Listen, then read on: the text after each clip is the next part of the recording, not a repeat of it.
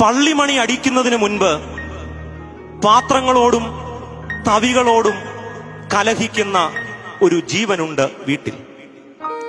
വിളമ്പിക്കൊടുത്ത് തനിക്ക് തികയാതെ വരുമ്പോൾ എനിക്കതിഷ്ടമില്ലെന്ന് പറഞ്ഞ് അത് വീതിച്ചു കൊടുക്കുന്ന ഒരു ജന്മമുണ്ട് വീട്ടിൽ.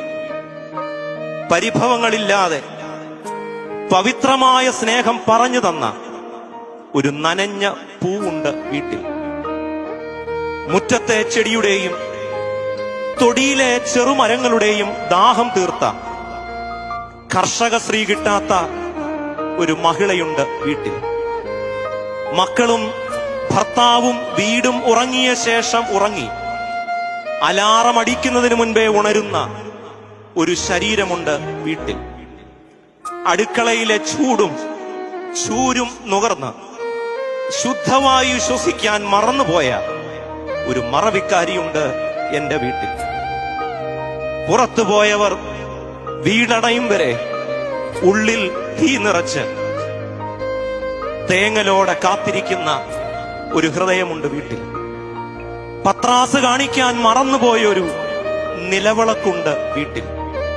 സ്വയം ശ്രദ്ധിക്കാൻ മറന്ന് മറ്റുള്ളവരെ പരിപോഷിപ്പിച്ച് എല്ലും തോലുമായ ഒരു നനഞ്ഞ ജീവിതമുണ്ട് വീട്ടിൽ.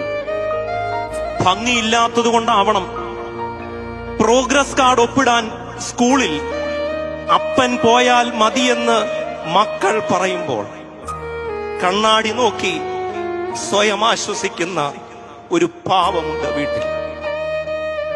മക്കൾ യാത്ര പറഞ്ഞ് പടിയിറങ്ങുമ്പോൾ മറ്റൊരു പ്രസവ വേദന അനുഭവിക്കുന്ന മാലാഖയുണ്ട് വീട്ടിൽ. ഒടുവിൽ ആ സാഗരവും കളമൊഴിയുമ്പോൾ അർത്ഥം മരിക്കുന്നു. കരയുന്നൊരു വീടും വാടിത്തളർന്നൊരു പൂവും പറയും, അമ്മയില്ലാത്തൊരു വീടല്ലേ എന്ന്.